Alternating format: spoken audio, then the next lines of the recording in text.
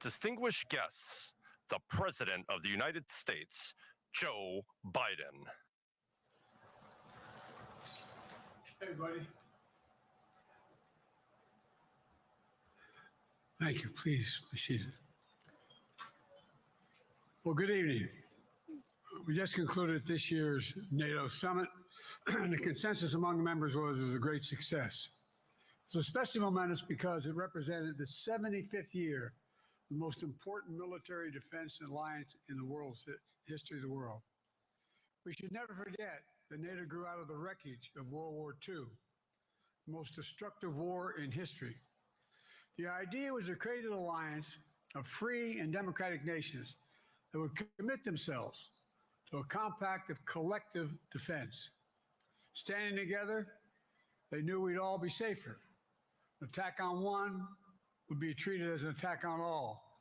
And it's worked because a would-be aggressor knows if they attack one of us, they'll be attacked by all of us. Sending that message is the best way to deter aggression and prevent wars in the first place. For those who thought NATO's time had passed, they got a rude awakening when Putin invaded Ukraine. Some of the oldest and deepest fears in Europe roared back to life because once again, a murderous madman was on the march. But this time, no one cowered in appeasement, especially the United States. We collected intelligence that Russia was planning to invade Ukraine months before the invasion. I directed the intelligence community to be a significant amount of intelligence be declassified so I could start building an international coalition to oppose the invasion.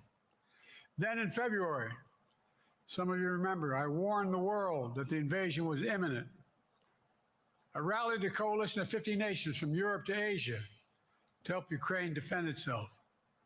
Many foreign policy experts thought, as Putin amassed Russian forces just 100 miles north of Kyiv, the capital of Ukraine, but Putin thought it was the mother home of Russia.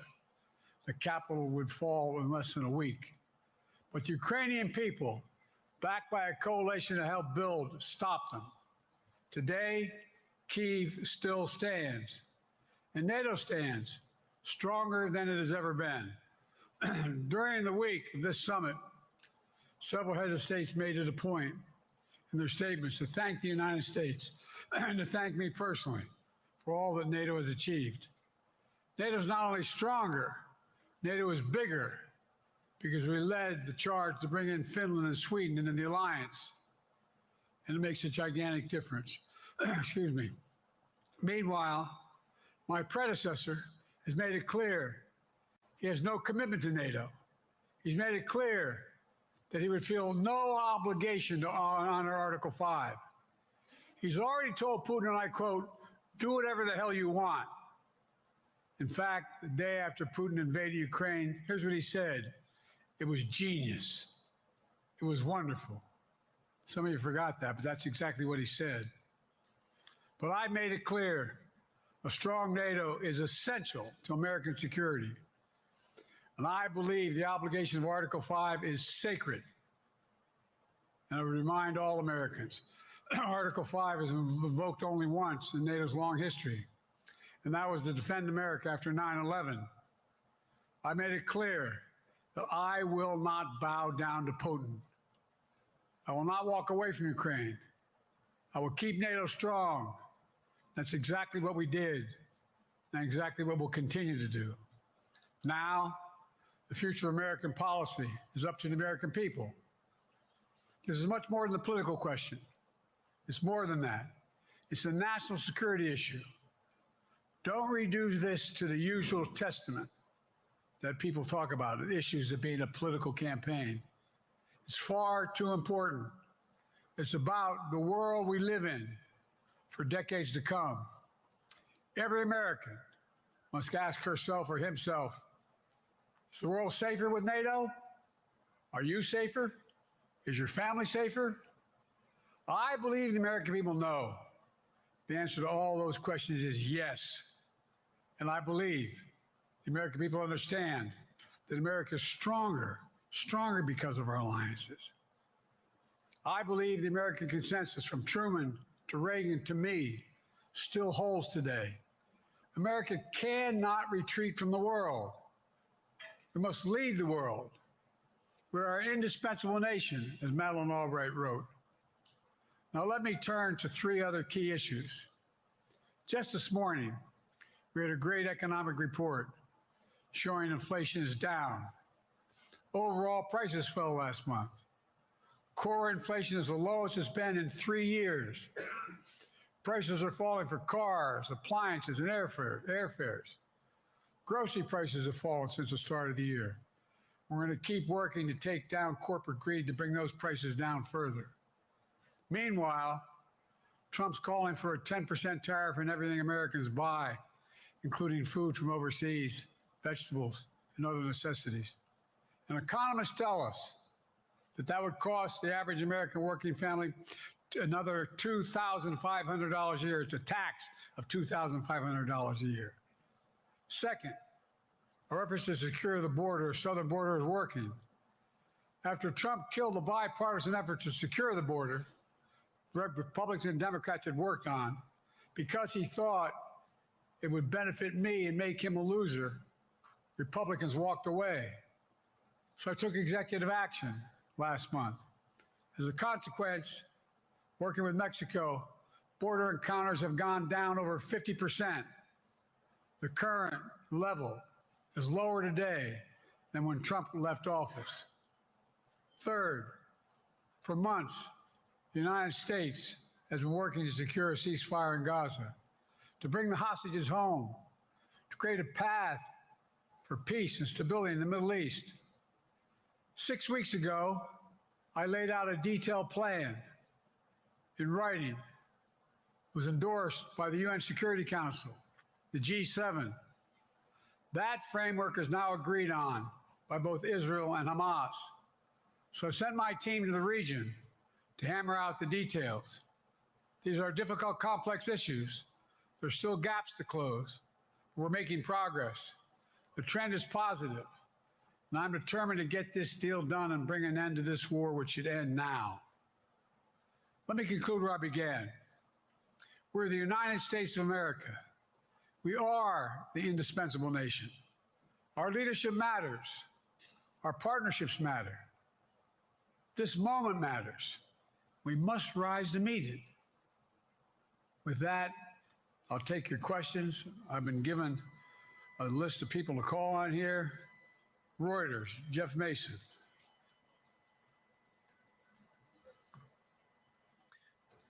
Mr. President, your political future has hung over the NATO summit a little bit this week. Speaker Pelosi made a point of suggesting that your decision on whether to stay in the race was still open. George Clooney and a handful of lawmakers have called on you to step aside. Reuters is reporting tonight that UAW leadership is concerned about your ability to win. UAW just endorsed me, but go ahead.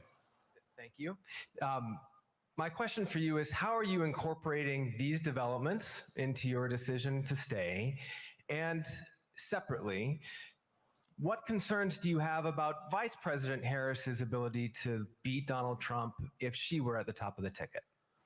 Look, I wouldn't have picked Vice President Trump to be vice president, but I think she was not qualified to be president.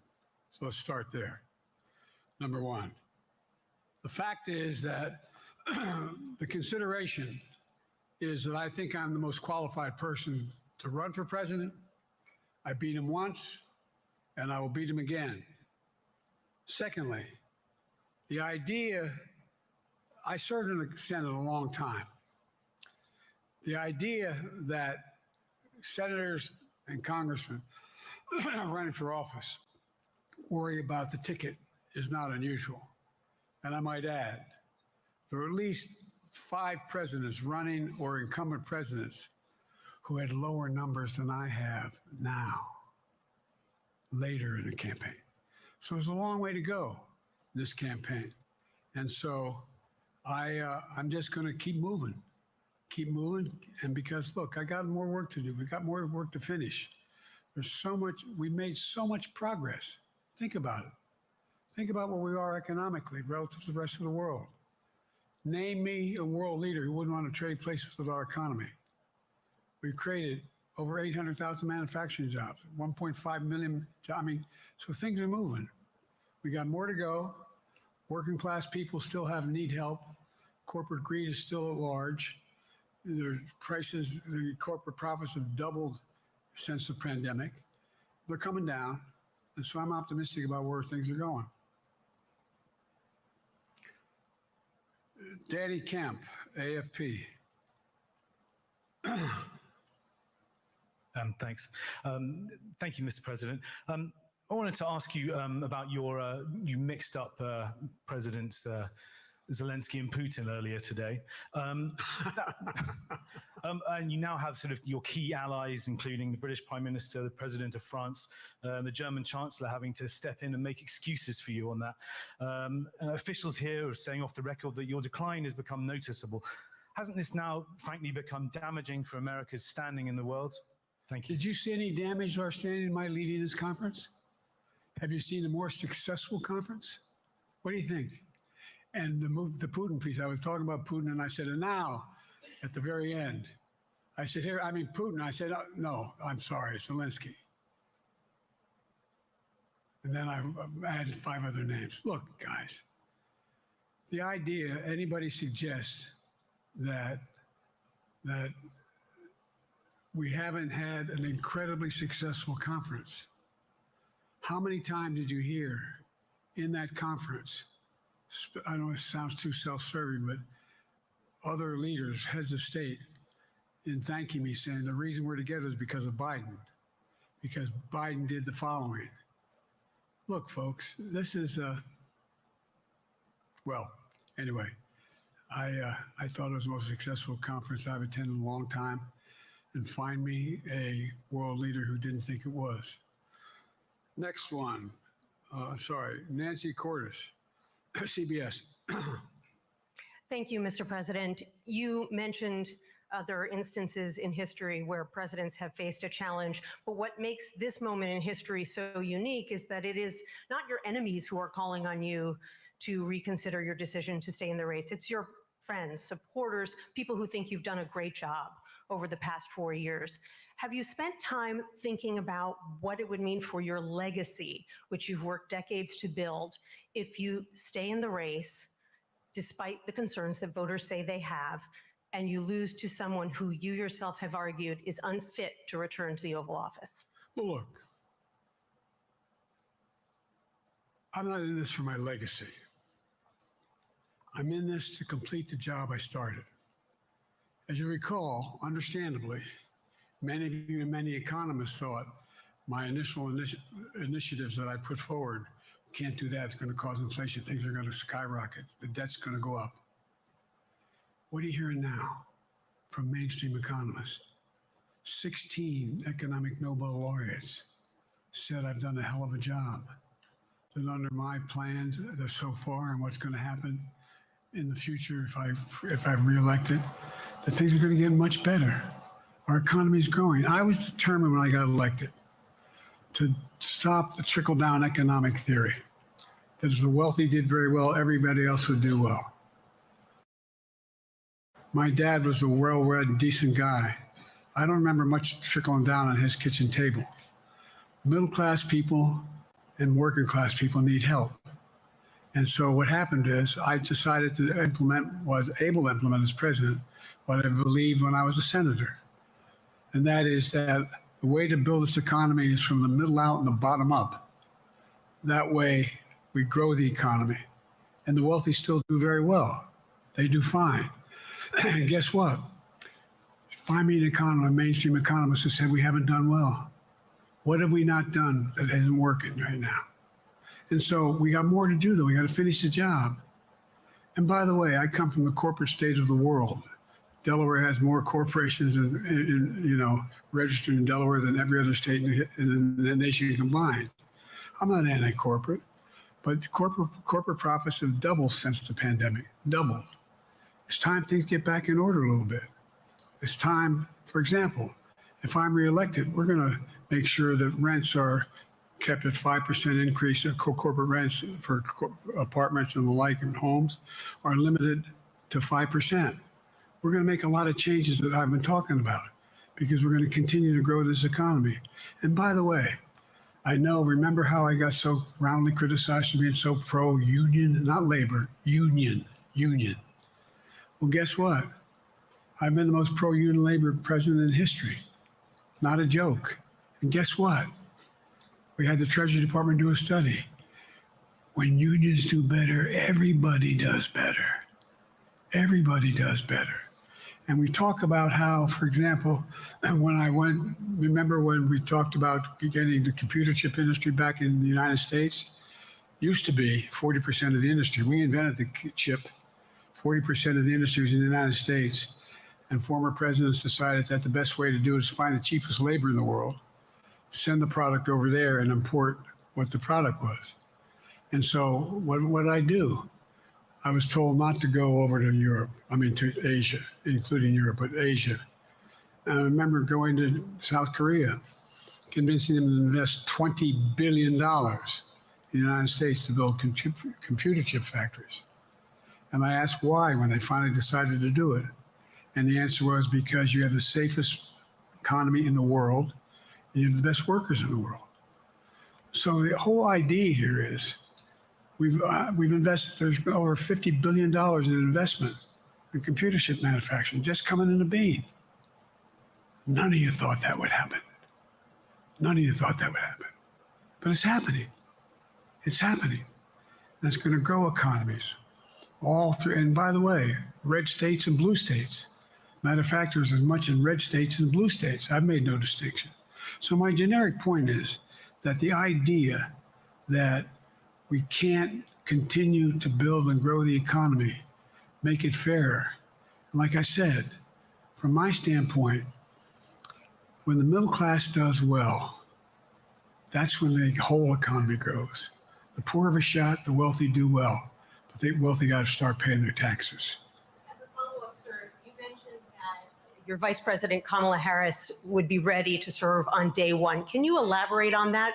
What is it about her attributes and her accomplishments over the last 4 years that make her ready to serve on day one if necessary? First of all, the way she's handled the issue of freedom of women's bodies to have control over their bodies. Secondly, her ability to handle almost any issue on the board. This was a hell of a prosecutor. She was a first-rate person, and in the Senate, she was really good. I wouldn't have picked her unless I thought she was qualified to be president. From the very beginning, I made no bones about that. She is qualified to be president. That's why I picked her. Felicia Schwartz, Financial Times. Thank you, Mr. President. Presidency is the most straining job in the world, and it's 24/7. How can you say you'll be up for that next year, in 2 years, in 4 years, given the limits you've acknowledged that you have today? The limits I've acknowledged I have? There's been reporting that you've acknowledged that you need to go to bed earlier and your evening around 8. That's not true. Look, what I said was, instead of my every day starting at 7 and going to bed at midnight, it'd be smarter for me to pace myself a little more. And I said, for example, the 8, 7, 6 stuff, instead of starting the fundraiser at 9 o'clock, start at 8 o'clock. People get to go home by 10 o'clock. That's what I'm talking about. I'm not talking about, and if you looked at my schedule since I made that stupid mistake in the campaign, in the debate, I mean, my schedule has been full bore.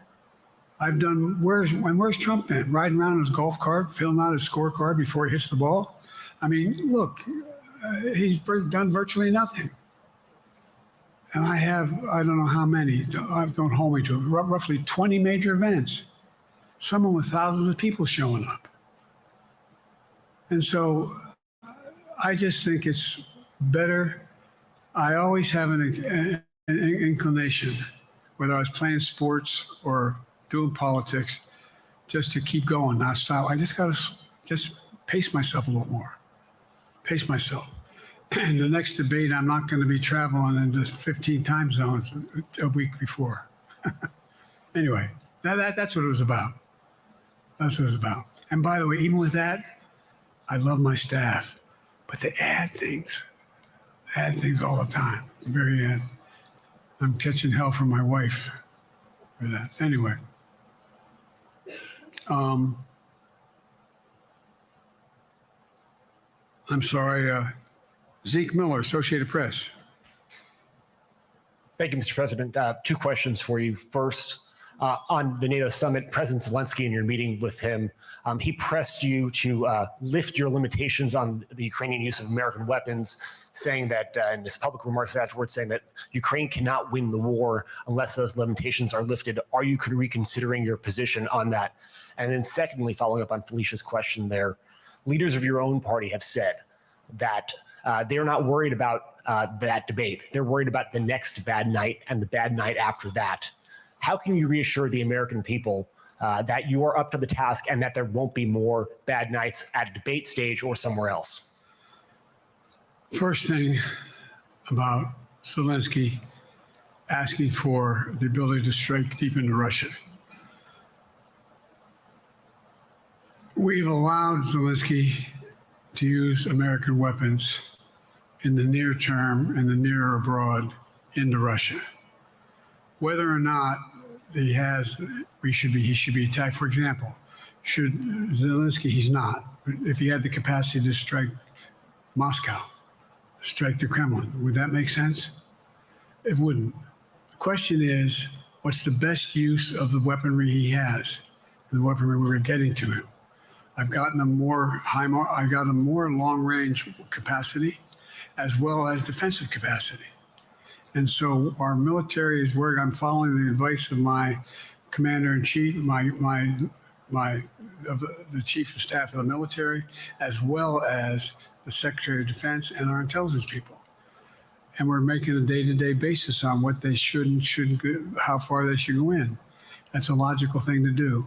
Second question related to bad nights, sir. How can you reassure the American people that you won't have more bad nights, whether they be on a debate stage or it's a matter of foreign policy? Well, I tell you what, the best way to assure them is the way I assure myself. And that is, am I getting the job done? Am I getting the job done? Can you name me somebody who's gotten more major piece of legislation passed in 3.5 years? I created 2,000 jobs just last week. So if I slow down, I can't get the job done. That's a sign that I shouldn't be doing it. But there's no indication of that yet. None. What do we got here?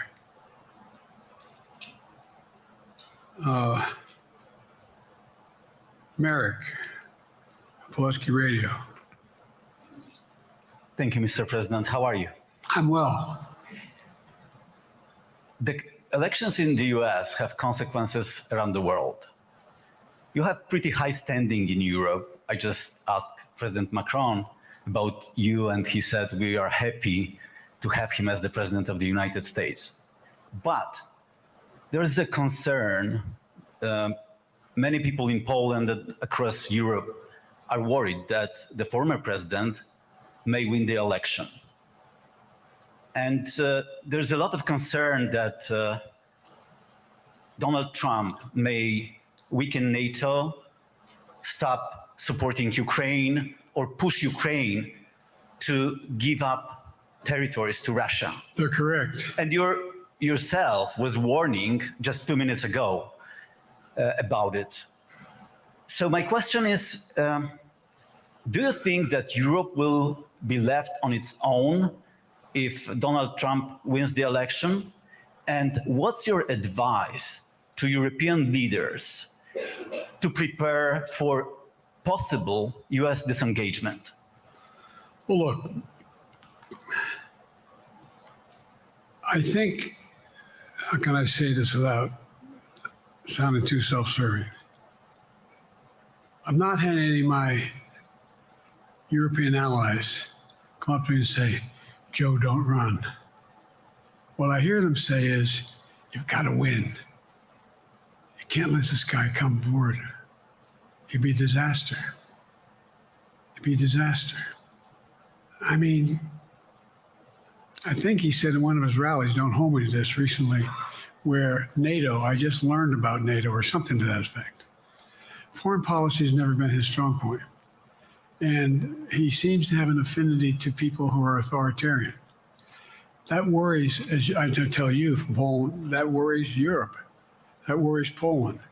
And nobody, including the people of Poland, think that if he wins in Ukraine, he's going to stop in Ukraine, that that's going to be the end of it.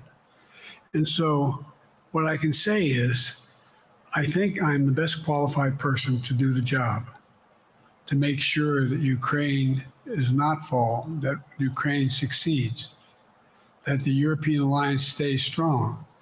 You may recall, no one was talking about Finland joining NATO. I remember talking to Putin right after we got elected in Geneva, and he was talking about what we should do. We couldn't be in Eastern Europe, et cetera. And I said, you're looking for the Finlandization of Ukraine, because you're going to get the NATOization of Finland. And about 4 weeks later, I got a call. No, that's not true. Probably 5 months later, from the president of Finland, could he come and see me? Because in my office, I invited him to the Oval Office. We sat down and talked. He said he wanted to join NATO. Could I help? And I did. It wasn't automatic. And then I got a call from the Swedes. I beg your pardon?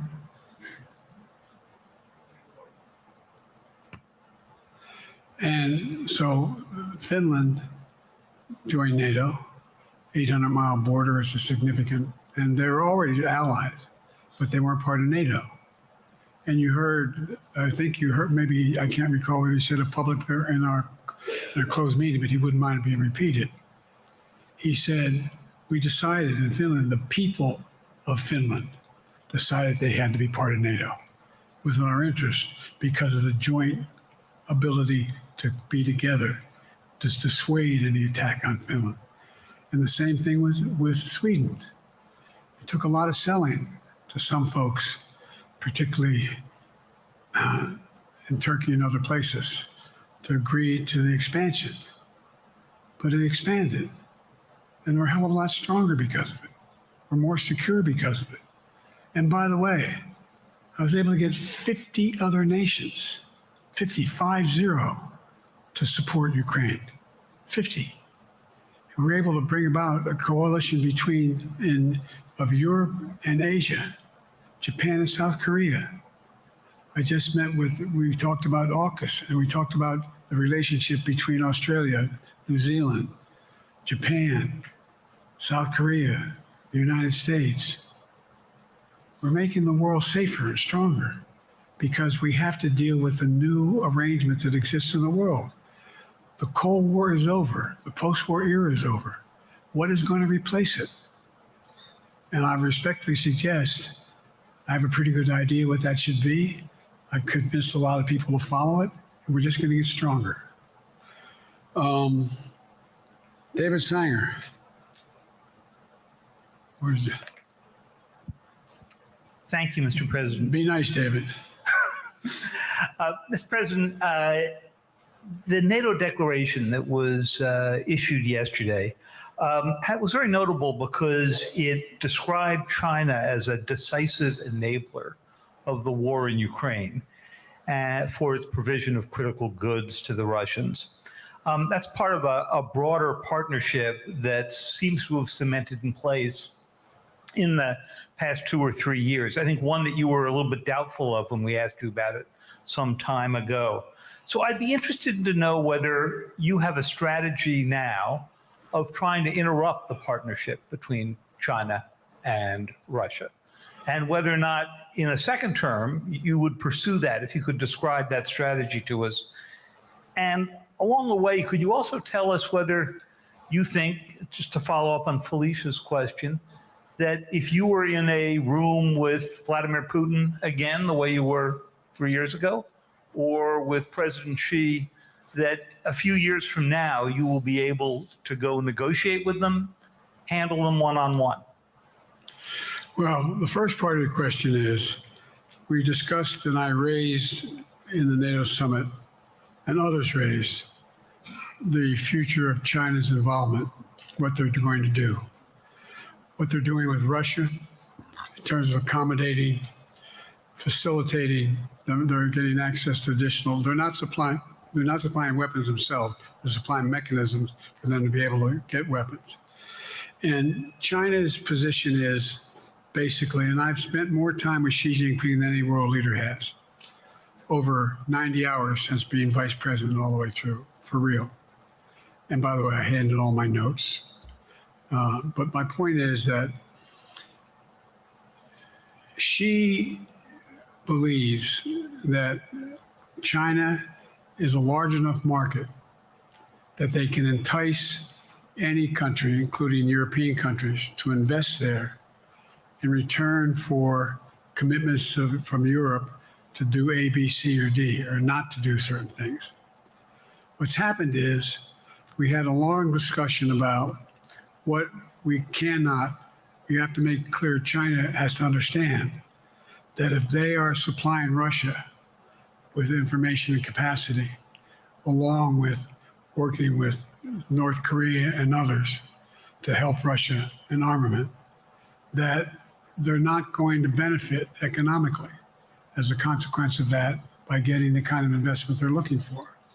And so, for example, we're in a situation where we've reestablished direct contact with China after that, remember the balloon, quote unquote, going down, and all of a sudden things came to an end? Well, we set up a new mechanism. There's a direct line between Xi and me, and our military has direct access to one another, and they contact one another when we have problems. The issue is that we have to make sure that Xi understands there's a price to pay for undercutting both the Pacific Basin as well as Europe, and as it relates to Russia and dealing with Ukraine. And so for example, if you want to invest in China, as you know this area really well, if you want to invest in China, you have to have a 51% Chinese owner.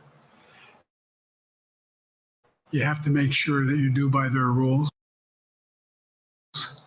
And you don't have the authority, and you have to provide all access to all the data and information you have. There was a while there, as you recall, the last administration and other administrations, where the access to that market was enticing enough to get companies to come in because they had access to over 1 billion people in a market, not 1 billion, but a lot of people in the market. And so they were doing it. But that got curtailed when we started saying we're going to play by the same rules.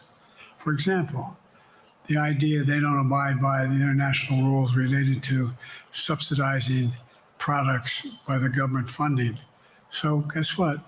They're not going to be able to export their electric vehicles to the United States without a significant tariff. Others are doing the same thing around the world. But it is a concern. It is a concern that you have both China, North Korea, Russia, Iran, countries that are not necessarily coordinated in the past, looking to figure out how they can have impact. Do you have a strategy to interrupt that impact? Yes, I do, but I'm not prepared to talk about the detail of it in public. And I think you'll see that some of our European friends are going to be curtailing their investment in Russia. In China, as long as China continues to have this indirect help to Russia in terms of being able to help their economy, as well as help them in, as a consequence of that, their ability to fight in Ukraine. The other thing that we talked a lot about is that, and I raised it, and I didn't hear any. I can't swear that everyone agreed because not everyone got to talk about it. But we need a new industrial policy in the West. For example, we talked about how both the EU as well as NATO has to be able to begin to build their own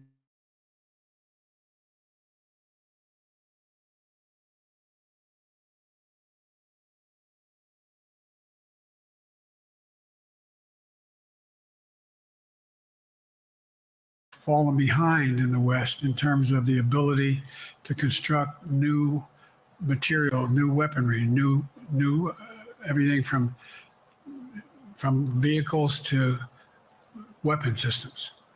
And so one of the things that came out of this was we're going to be meeting again with a number of my colleagues, my European colleagues, is what do we do to increase the capacity of the West, particularly in Europe and Japan, to be able to generate the kind of ability to produce their own weapon systems, not just for themselves, but to be able to generate that. It's the same, it's what Russia's trying to figure out, that they went to China and they didn't get the weapons, but then they went to North Korea. But we're going to be in a position where the West is going to become the industrial base for the ability to have all the defensive weapons that we need. That was a discussion as well. I'm not sure you answered on whether you would be ready to go deal with Putin and Xi 2 or 3 years from now. I'm ready to deal with them now and 3 years from now. Look,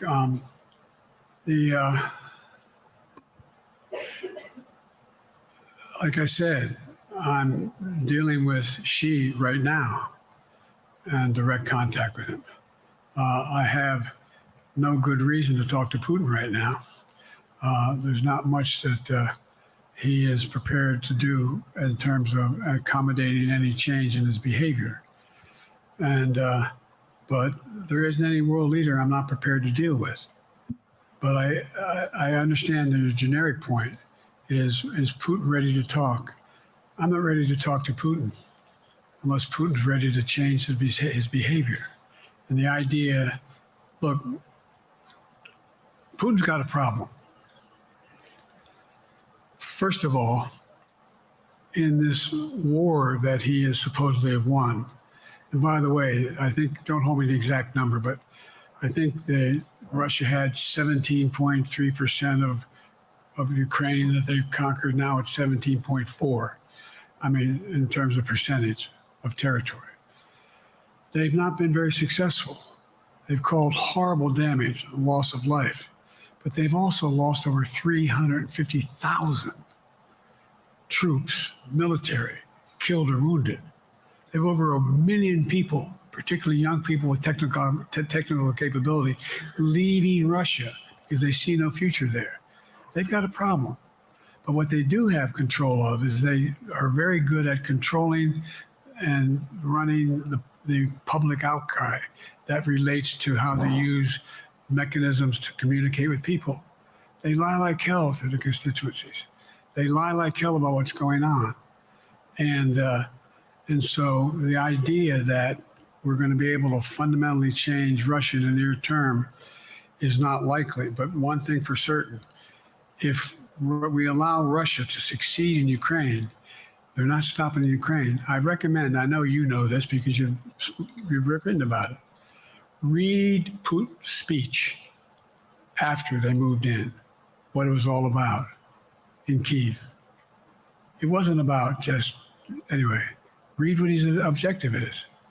And anyway, but so I think that I'm prepared to talk to any leader who wants to talk, including if Putin called me and wanted to talk. Last time I talked to Putin was trying to get him to work on an arms control agreement related to nuclear weapons in space. That didn't go very far. So my point is, I'm prepared to talk to anybody, but I don't see any inclination. There is an inclination on the part of the Chinese to keep in contact with me because they're not sure where this all goes. And look what's happened in Asia. We have strengthened the Asian Pacific area more than anyone else has. We just put together with, today I brought on, I asked our NATO allies that we bring on the group from the South Pacific, Australia, New Zealand, Japan, Australia. I already mentioned Australia. And I met twice now, I think, with the 14 leaders of the Pacific Island nations. And we've slowed down what's going on there. We've slowed down China's reach. But there's a lot of work to do. This is a moving target, and I don't take it lightly.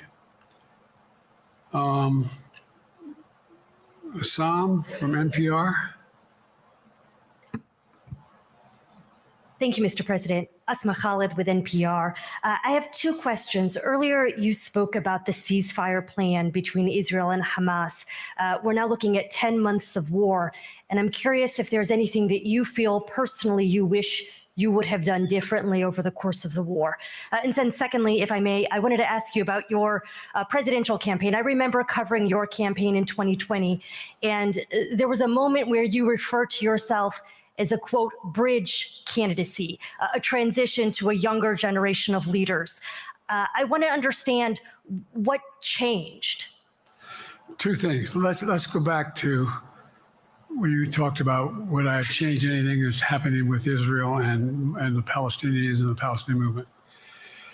The answer is, as you recall, from the very beginning, I went to Israel, but I also got immediate contact with Sisi in Egypt.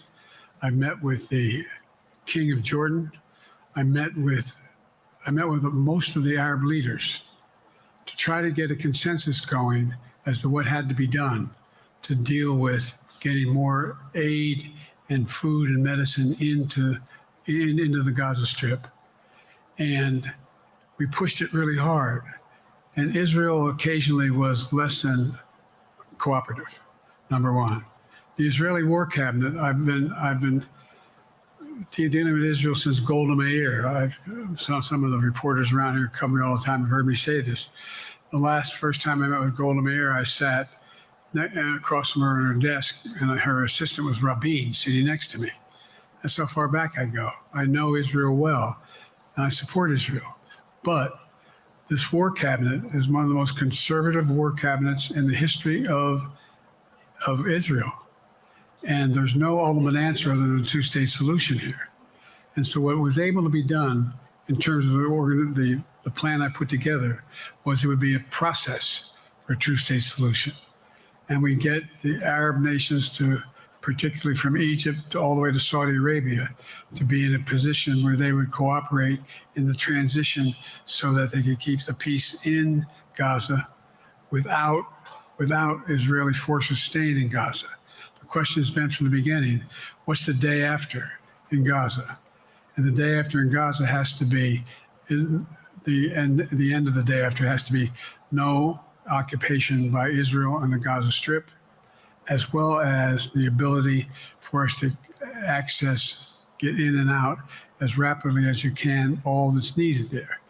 I've been disappointed that some of the things that I've put forward have not succeeded as well, like the port reattached from Cyprus. I was hopeful that would be more successful. But that's why when I went to Israel immediately after the massacres that occurred at the hands of Hamas, the one thing I said to the Israelis, and I met with the War Cabinet and with Bibi, don't make the same mistake America made after bin Laden. There's no need to occupy anywhere. Go after the people who did the job. You may recall, I still get criticized for it, but I was totally opposed to the occupation and trying to unite Afghanistan. Once we got bin Laden, we should have moved on, because it was not no one's ever going to unite that country. I've been over every inch of that, not every inch, the entirety from the poppy fields all the way to the north. I said, don't make the same mistake we made. Don't think that's what you should be doing, is doubling down. We'll help you find the bad guys, Sinwar and company. And all this criticism about I wouldn't provide when the weapons they needed. I'm not providing them 2,000-pound bombs. They cannot be used in Gaza or any populated area without causing great human tragedy and damage. But remember what happened when you had the attack on Israel with rockets and ballistic missiles. I was able to unite the Arab nations as well as Europe, and nothing happened. Nothing got hurt. It sent an incredible lesson to what was going on from the Middle East. So there's a lot of things that, in retrospect, I wish I had been able to convince the Israelis to do. But the bottom line is we have a chance now. It's time to end this war. Doesn't mean walk away from going after Sinwar and Hamas. And if you notice, you know better than most, there is a growing dissatisfaction on the West Bank from the Palestinians about Hamas. Hamas is not popular now. And so there's a lot of moving parts. I just have to keep moving to make sure that we get as much done as we can toward a ceasefire, and get those. And by the way, look at the numbers in Israel. I mean, my numbers are better in Israel than they are here. But then again, they're better than a lot of other people here too. But anyway. Bridge candidacy in 2020, you referred to yourself as being a bridge candidate for a younger, fresher generation of Democratic leaders. And I wanted to know what changed. What changed was the gravity of the situation I inherited in terms of the economy, our foreign policy, and domestic division. And I think, I won't put words in anybody's mouth. Most presidential historians give me credit for having accomplished more than most any president since Johnson and maybe before that to get major pieces of legislation passed. And what I realized was my long time in the Senate had equipped me to have the wisdom to know how to deal with the Congress to get things done. We got more major legislation passed that no one thought would happen. And I want to finish it, to get that finished. If tomorrow, if we had a circumstance where there was a lineup and I hadn't inherited what I did and we just moved things along, anyway, it's going to change. Last question. Haley Bull, Scripps. Or no, Josh Weingrove, I'm sorry, was the next one. I'll do 2 more questions. Thank you, Mr. President. Many of your colleagues, Democrats in the Hill, are watching tonight as they assess what they want to say about your candidacy. I'm wondering how you're thinking of this right now. It seems like your answer is clear, but they're watching how things go tonight, tomorrow in Michigan, next week in Texas and Nevada. Are you thinking that way about how the next week or 2 goes would inform your? Am I using that way, you said? Are you thinking that way about how the next 2 weeks go? Will that affect your decision, or are you fully determined on running in November as the party's nominee? I'm determined on running, but I think it's important that I allay fears by let them see me out there. Let me see them out. You know, for the longest time it was, Biden's not prepared to sit with us unscripted. Biden's not prepared to, anyway. And so what I'm doing is, and I've been doing, I think we've done over 20 major events from Wisconsin to North Carolina to demonstrate that I'm going out in the areas where we think we can win, where we can persuade people to move our way, or people are already there. And then look, the other thing is, we have the most extensive campaign organization of anybody's had in a long, long time. We have well over 1,000 volunteers knocking on doors, making phone calls, making tens of thousands of phone calls. We have headquarters. I forget exactly how many. I don't want to cite a number and then find out I'm off. But we have scores of headquarters in all the toss-up states. We're organized. We're moving. And that's awful hard to replace in the near term. And here's the other thing. I was in the Senate a long time. Very proud of what I've done in the Senate. I was chairman of the Foreign Relations Committee for a long time, and I was chairman or ranking member and chairman of the Judiciary Committee. I'm going to be going down to the Johnson Library. I'm going to be going around making the case of the things that I think we have to finish and how we can't afford to lose what we've done or backslide on civil rights, civil liberties, women's rights. There's that little button we have. Control guns, not girls. I mean, the idea we're sitting around, this is where Kamala's so good as well. We're sitting around, more children are killed by a bullet than any other cause of death. The United States of America. What the hell are we doing? What are we doing? We got a candidate saying, promised the NRA, don't worry, I'm not going to do anything. I'm not going to do anything.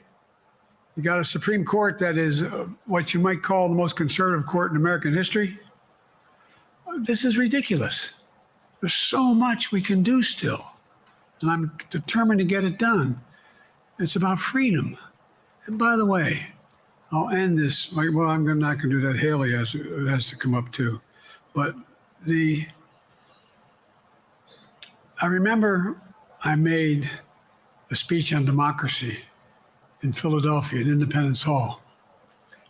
And I'm not being critical, just observing. The bulk of the press said, what the hell is he talking about that for? Democracy. You did.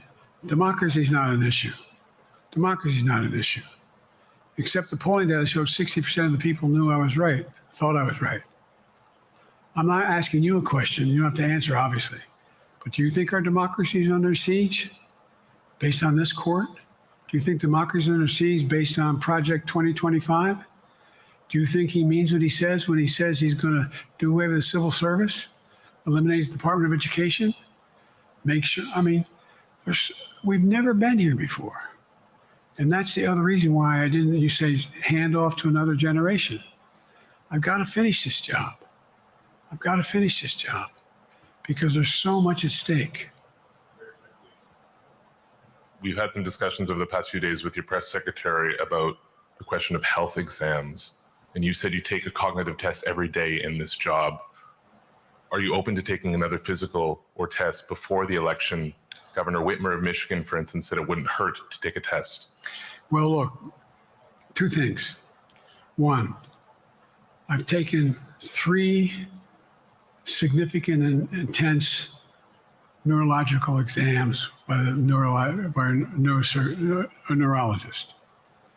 In each case, as recently as February. And they say I'm in good shape, okay? Although I do have a little problem with my left foot because it's not as sensitive because I broke my foot and didn't wear the boot. But I'm good. I'm tested every single day about my neurological capacity to do decisions I make every day. You talk to my staff, all of you talk to my staff. Sometimes my staff talks a lot. But the fact of the matter is, I don't think you have them telling you that all the major ideas we've undertaken haven't been in part initiated by me. I remember when the staff, I said, I'm going to go to South Korea. We're going to get the chip. What are you doing? I'm going to get Japan and Korea back together again after essentially having hostilities toward one another since the end of World War II. I'm going to move and see that we can expand it. You know, the only thing age does is help you with it. It creates a little bit of wisdom if you pay attention. And so the point I'm making is, I think it's important that if the neurologist tells me he thinks I need another exam, and by the way, I've laid every bit of the record out. Hadn't hidden a thing. You ought to ask Trump for his, okay? I laid it all out. And every single day I'm surrounded by good docs. If they think there's a problem, I promise you, or even if they don't think it's a problem, they think I should have a neurological exam again, I'll do it. But no one's suggesting that to me now. And I'll ask you another question. No matter what I did, no one's going to be satisfied. Did you have 7 docs? Did you have 2? Who'd you have? Did you do this? How many times did you? So I am not opposed if my doctors tell me I should have another neurological exam, I'll do it. But that's where I am. Haley Bull, Scripps. Thank you, Mr. President.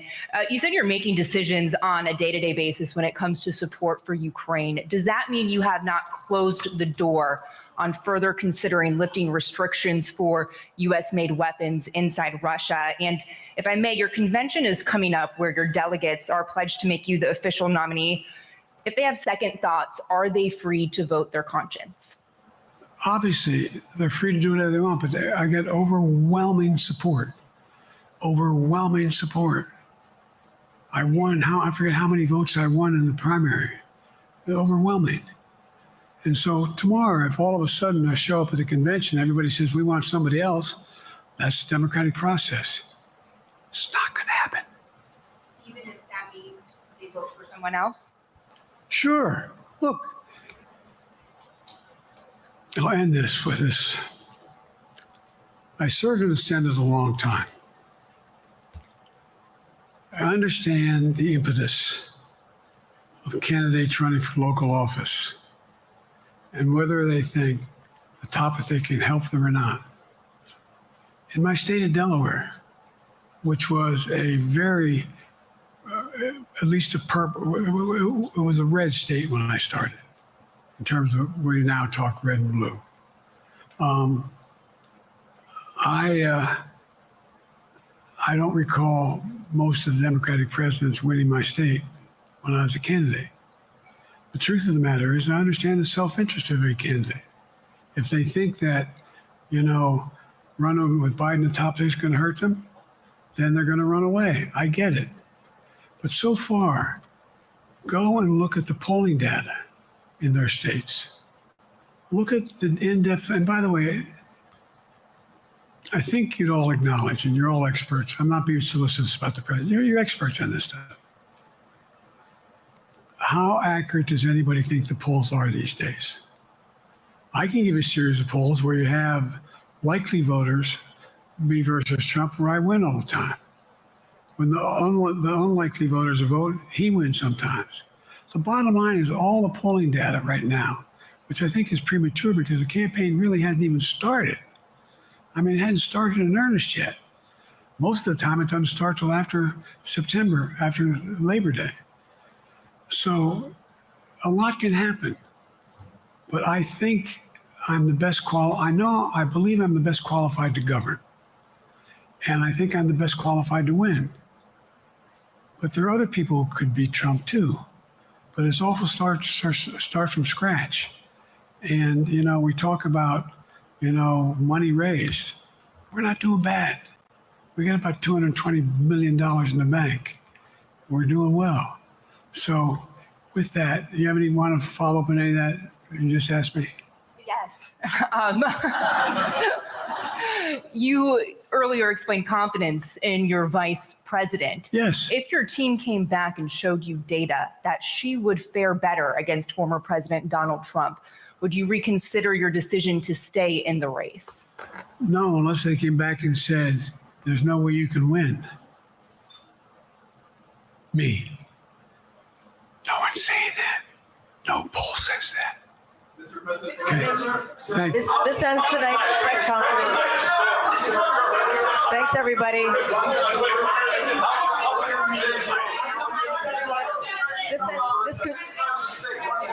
This concludes. Respectfully, earlier you misspoke in your opening answer. You referred to Vice President Harris as Vice President Trump. Right now, Donald Trump is using that to mock your age and your memory. How do you combat that criticism from tonight? Listen to him. This concludes tonight's press conference. Thank you, everybody. Thanks, everyone.